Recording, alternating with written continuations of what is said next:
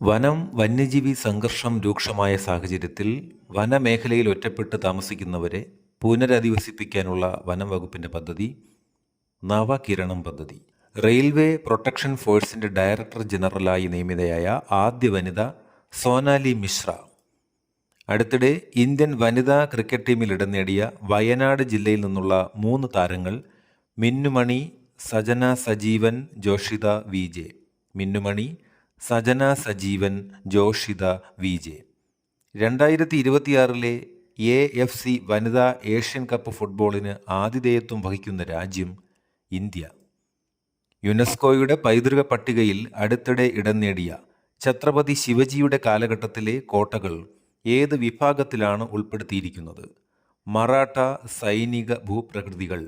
യുനെസ്കോയുടെ പൈതൃക പട്ടികയിൽ അടുത്തിടെ ഇടം നേടിയ ഛത്രപതി ശിവജിയുടെ കാലഘട്ടത്തിലെ കോട്ടകൾ ഏത് വിഭാഗത്തിലാണ് ഉൾപ്പെടുത്തിയിരിക്കുന്നത്? മറാഠ സൈനിക ഭൂപ്രകൃതികൾ.